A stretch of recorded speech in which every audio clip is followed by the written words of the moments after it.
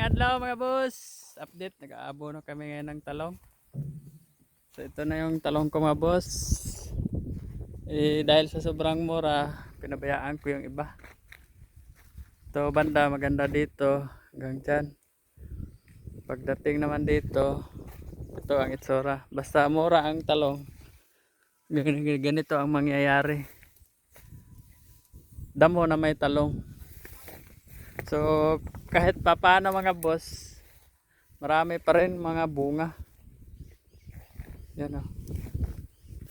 Hindi nga lang malalaki. Dahil nga. Pero kahapon pa naman din pinitasan to. Yan o. Isang puno. Ilan yung bunga. Hanggang tuloy talaga. Yung mga bulaklak hanggang dulo. Yan. Tuloy-tuloy yung mga bunga niya. Bulaklak. Problema. Payat. Yan o. Madamo kasi. So titingnan nyo. Yan. Lalaki pa rin ang bunga. Bernis pa pitasin to. Pero gugulang na. Yan na, nangitim yung bunga kahit madamo. Pero ngayon nag-abono kami para muling lalago. Kunting tips lang no, para sa ganitong talong, yung sobrang payat tapos arang nanilaw. Dali lang to palaguin. Gamitan nyo lang ng Yara, Bira, yung urea with zinc siya. Tingnan nyo resulta. Tatandaan nyo to. Ito banda, sobrang dilaw, mag-update ako sunod na linggo. Ang itsura nito mag-iiba. Doon, maganda doon kasi nakapag-spray na ako ng damo. Yan o. Marami rin bunga doon.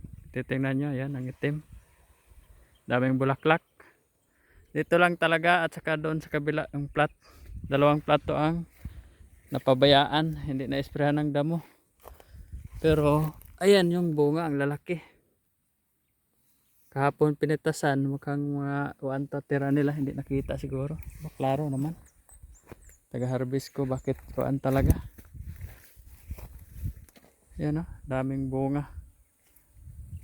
Mapansin nyo, kahit ganyan yung dahon. Ayan. So yun lang mga boss no. Update ko lang yung aking talong na sobrang payat pero maraming bunga. Yan o. Sabi yung bunga. Ganyan lang itsura pero ang bunga marami. So yun lang. Ito yung gwapong farmers hanggang sa muli. Ay papakita ko nga pala sa inyo yung kabila. Para may kuhaan kayo. Sa kabilang side. Kung ganito rin ba itsura niya. Ito.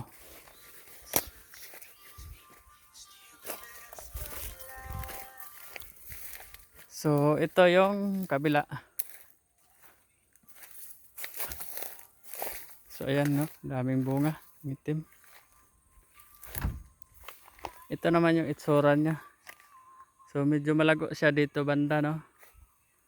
Yan no, daming bunga. Ayan. Ito gas-gas sa twine to, hindi ito trips. Yan, grabe yung bunga niya.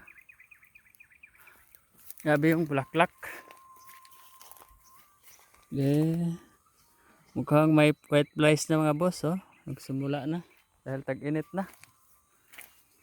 Ito mahirap basta tag-init. Nagsimula na ang white flies at saka trips nito. So ito yung talong ko no. So yun lang no. Pakita ko lang ang aking talong hanggang sa muli. Paalam.